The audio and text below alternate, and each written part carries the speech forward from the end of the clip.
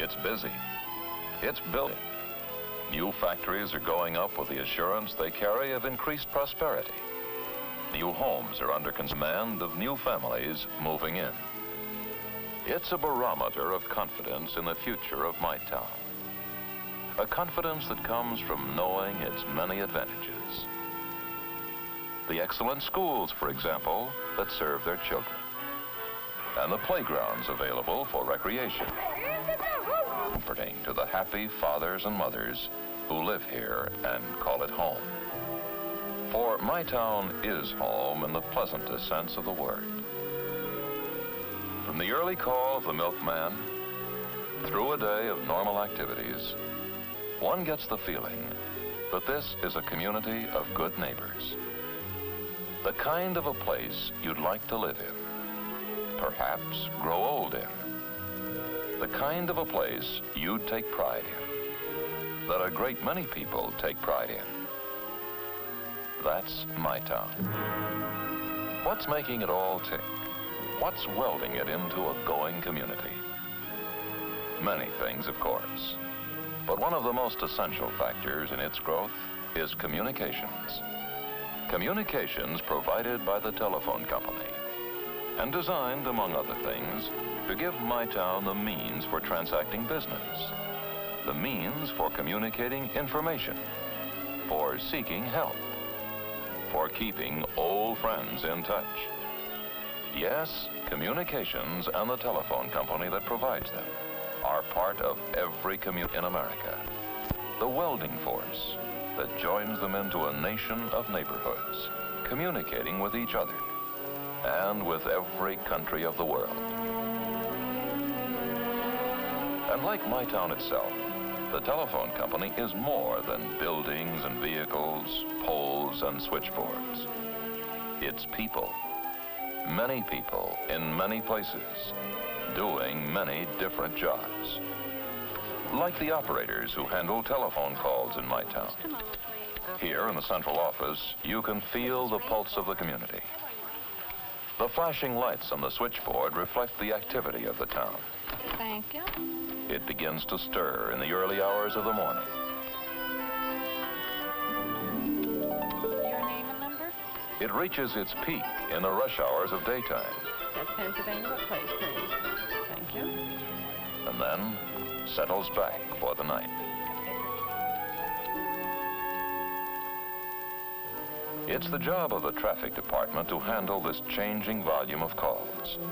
It has to be ready with enough equipment and enough operators, 24 hours a day, to meet the customer's demands for service. From the earliest days of her training, every operator learns to think of her job in terms of service to the community. This is information. May I help you? Yes, I'd like the new number of Wilson's Meat Market, 1191 Sycamore Street, please. One moment, please. The number is Right 5 6240. Right 56240. Thank you. You're welcome. Operator. In addition to supplying information, operators put through all kinds of calls, many of them to out-of-town points near and far. What is the name of the person? And for each call they handle, they record the facts needed to accurately bill the customer. The calling number, the place called, and length of the conversation are all noted for use by the accounting department. Sometimes, an operator handles calls that are more urgent than others. Operator?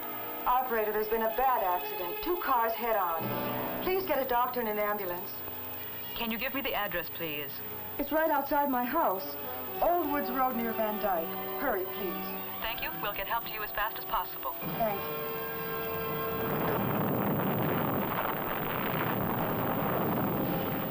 The telephone operator's tradition of staying on the job in times of disaster is well known.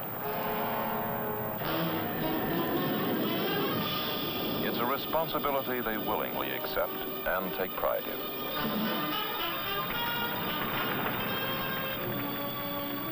Whether the call be emergency or routine, the operator performs a service that is vital to the business and social life of every thriving community in the nation. And that certainly fits my town. It's a community on the go. New shopping areas to keep pace with demand. New construction of all kinds. New factories are going up, creating greater job opportunities with all that they hold for my town and its people. Homes are being built to house the increasing population of workers and their families. They all need communications, and the telephone company has to be ready to supply them. Connecting these new telephones is the job of telephone installers. Each morning they gather at the plant work center to get the day's assignments from their installation supervisor. Hi, Ted. Hi. Your first day, huh? That's right. Well, I guess these will keep you busy. Better start with this new installation for John Gardner, 406 Melrose. Say, how did things go down at plant school? Well, I think I learned a lot, but I'll feel better when this first day is over. Okay, Ted. I'll stop in later and see how you're getting along. Right. See ya.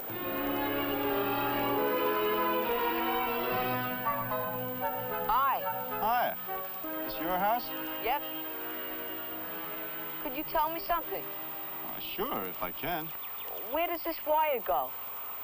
Well, you see, this is telephone wire. And it's going to run from your house to the big cable on top of that pole. How come it's so big on the pole and so little down here? That cable's got about 100 wires inside of it, and each one of them connects to a phone in somebody's home or office. The cable then travels from pole to pole until it reaches our central office, where all the little wires are connected to switching equipment. The switching equipment completes the phone calls automatically, or sends them to the operator. Then your phones will be ready for service. That is, they will be as soon as I hook them up. Well, I'm on my way to the store. So long. So long, son. I'll have them hooked up by the time you get back.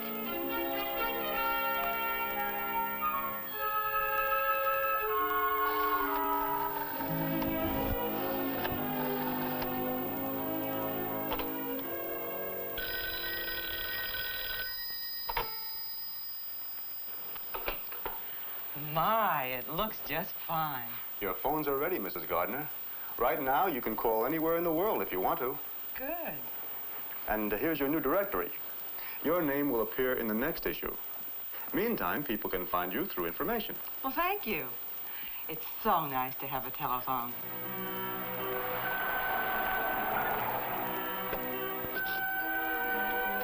Hi, Ted.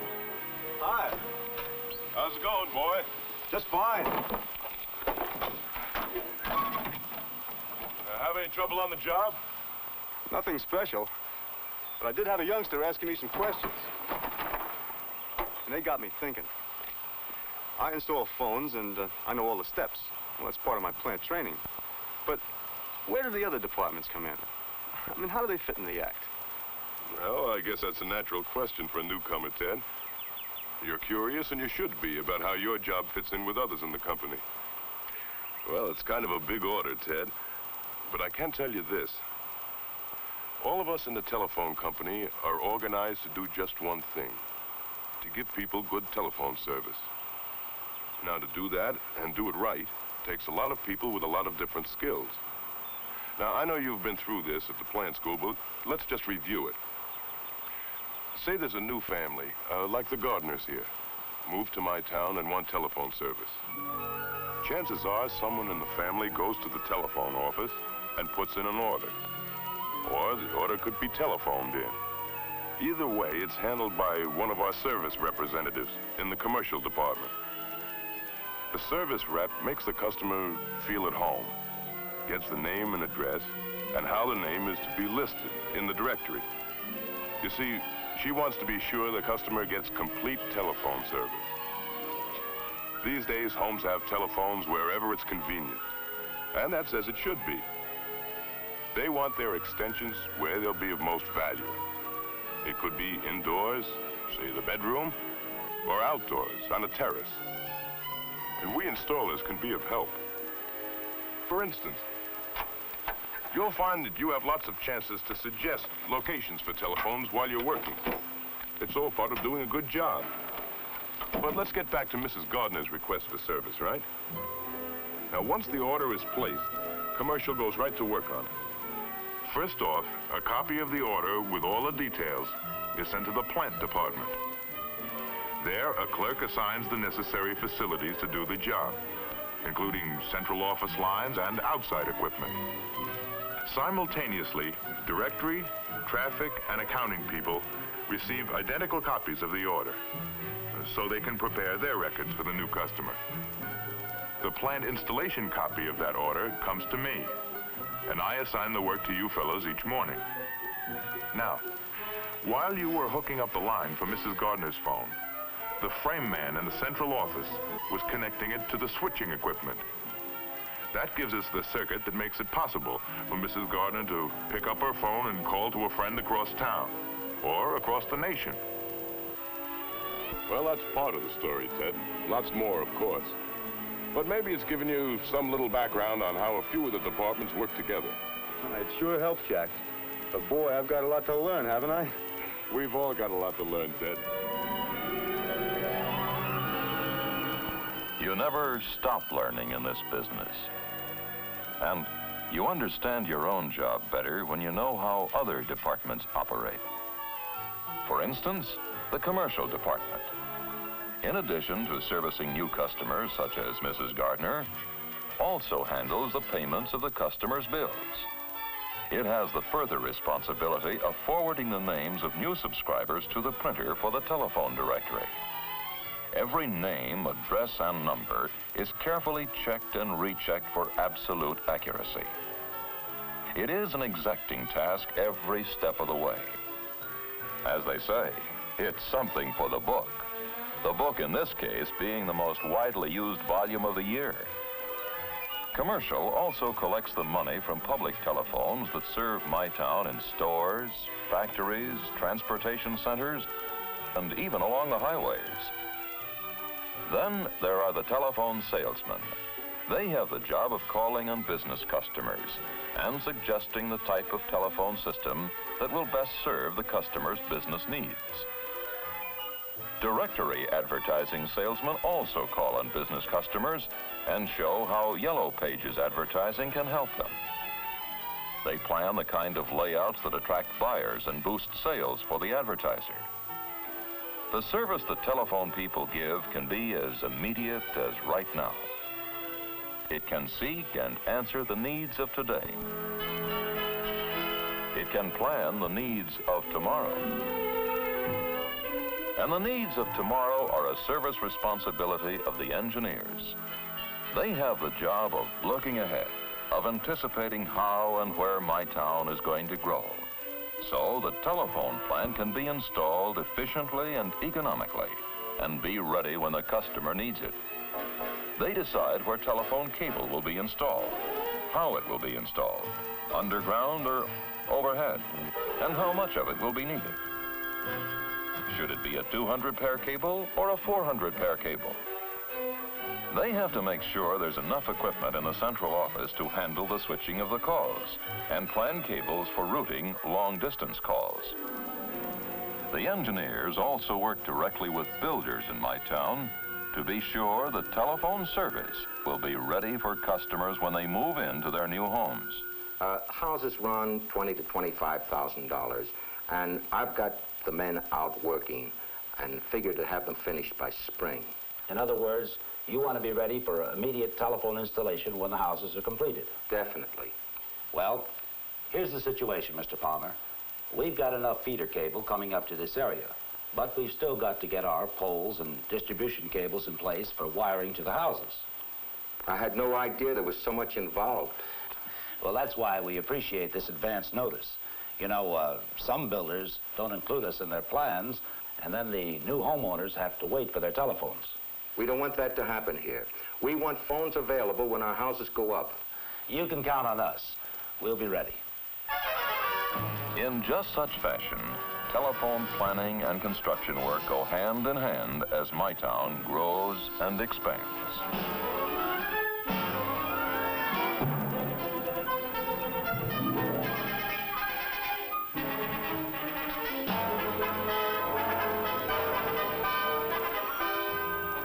tables are set.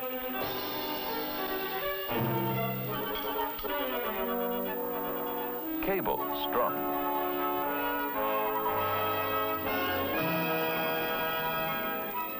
Terminals go in. A communication pattern develops that serves the growing needs of my town. And to give my town the top telephone service it needs and expects takes a lot of money. And that's where accounting comes in. It has to keep track of all the money spent and received so that the company may know where it stands financially. All bills and invoices come to accounting for checking. And they keep all the cost records necessary to prepare the company's financial reports. They have charge of the records that document the location, the type, and the size of telephone plant. And here, too, are prepared the paychecks, an event of never-failing interest to every employee of the company. Accounting also prepares and mails the customer's bills. And there's more to that than the mere say-so. An array of data processing equipment handles a customer's bill from the first step of listing the customer's name and address through the successive stages of computing the bill and preparing it for mailing.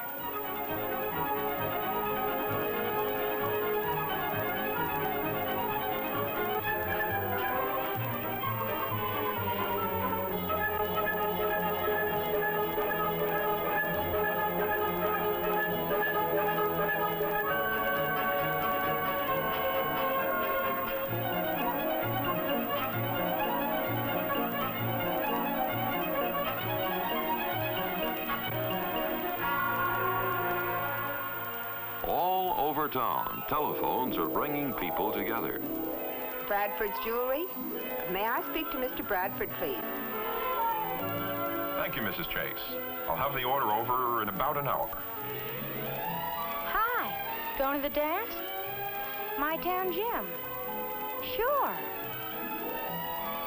Arnold speaking. Why, hello, Pete. How's things in my town?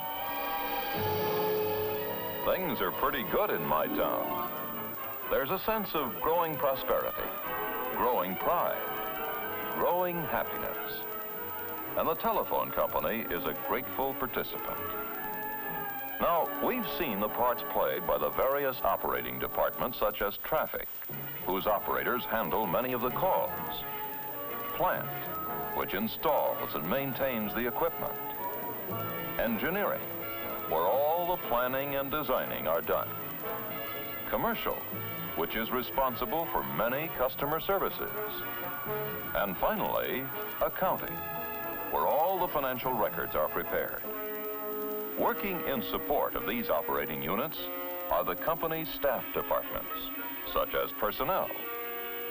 Personnel helps to develop and train people in all levels of employment. They handle benefit and pension plans, pleasant reminders of earlier days.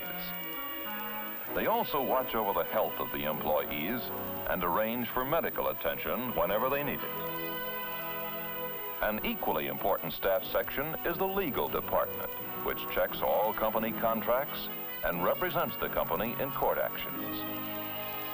Public relations is also one of the company's staff departments.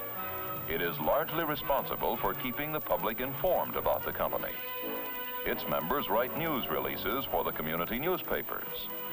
They also prepare newspaper advertisements that promote various telephone services. And they coordinate activities that deal with radio or television shows. They prepare films and other programs for employee and public groups. And they take part in arranging telephone open houses to which the people of the community are invited. The preparation of the company magazine is also the responsibility of public relations. Well, Mike, we've had our problems in putting this together, but there have been many excellent comments. That's the reassuring part of it, Mr. Bolton. Now I think we've reached the point where we need a good story to wrap the whole thing up. Now, I have some ideas I'd like to talk over with you. Good. Let's see now. The previous articles have covered all phases of our company's operations. That's correct. And now that we've explained what we do, I think we should show how we fit into the big picture. How we're backed up by AT&T, Western Electric, and the Bell Labs. AT&T, Western Electric, Bell Telephone Laboratories. Magic names in communications the world over. Let's start with AT&T, the parent company which coordinates the activities and policies of all the companies in the system. Each of the operating companies serves a specific area of the United States and Canada. Each has its own duties and responsibilities, but all work closely with AT&T, which provides advice and assistance whenever needed. Within its own territory, each operating company supplies local and long-distance service. And AT&T, through its Long Lines department, connects each company with the other, uniting them into an integrated system. Long Lines also connects the Bell system with the thousands of independent telephone companies. In effect, it furnishes the links that make nationwide telephone service possible. It builds and operates the radio relay towers that carry calls across the continent. It supervises the laying of underwater cables that enable people to call across the seas. And although many people aren't aware of it, Long Lines also provides the channels that radio and television broadcasters use for their nationwide networks. Western Electric is an equally important partner of the Bell system. It serves as the system's manufacturing arm. And from its plants throughout the country come the millions and millions of telephones that the Bell companies require to serve a growing nation. Western also produces the vast amounts of cable that are needed to interconnect all these telephones. And it builds and installs the dial switching equipment and switchboards used in most central offices. In addition to manufacturing cable and communication equipment, Western also serves as the supplier for the entire Bell system.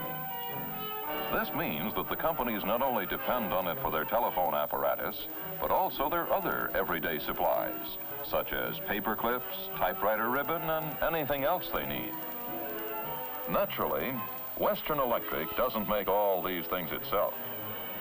As a matter of fact, most of the items are purchased from more than 33,000 industrial firms across the country. From its warehouses strategically located over the nation, Western Electric is able to rush communications equipment to any stricken area in times of emergency. This equipment is so standardized that crewmen brought from any operating company of the Bell system can use it without further instruction. This assures efficient and rapid restoration of service.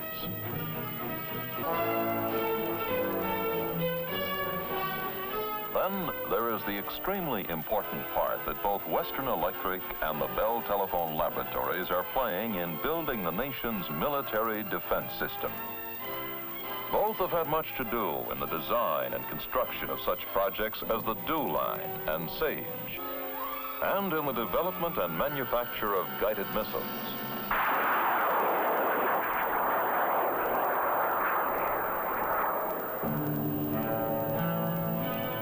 Bell Telephone Laboratories is the research and development partner in the Bell system. It is one of the largest and most experienced industrial laboratories in the world. And it is uniquely qualified to do the design work for both military and civilian communications equipment. Its job is to provide America with the communications of the future, as it has already designed the communications of the present. The laboratory's modern research centers are staffed by scientists and engineers planning years ahead, searching, designing, seeking new knowledge and new understanding. Their aim is to continually develop better tools and equipment to improve telephone service, and to do it in such a way as to assure efficient and economic operation. The achievements of Bell Laboratories researchers are many, ranging through all branches of the communications field. One of their latest advances in telephone progress is leading to new systems of automatically switching telephone calls. These systems are so radical in design that they promise to bring tomorrow's customers a multitude of almost undreamed of services. The tiny device which will make these electronic switching systems possible is the revolutionary transistor. Invented at the laboratories, the transistor brought Bell scientists one of the 2 Nobel Prizes they have won for discoveries in physics. Though it was primarily developed for the betterment of telephone communications, the versatile transistor now appears in a staggering variety of devices and equipment. It has become an important factor in the growth of many new industries, a development that is welcomed by the telephone company. Welcome because it is in the pattern of service that is traditional with every phase of telephone operation. From its very beginning, service has been an inseparable part of the telephone story. As inseparable as the telephone company's long and continuing association with the communities of America. The My Towns everywhere who gave it the opportunity to be of service. They have grown together, these cities and villages of America and their telephone companies. Good friends and good neighbors. They share the responsibilities of good citizenship. Telephone people are proud of those responsibilities, both on the job and as individual citizens, helping their communities in their own ways. They are proud of being part of their town's hopes and joys. Proud of being able to further its communications, whatever the hour. Proud and happy to be of service.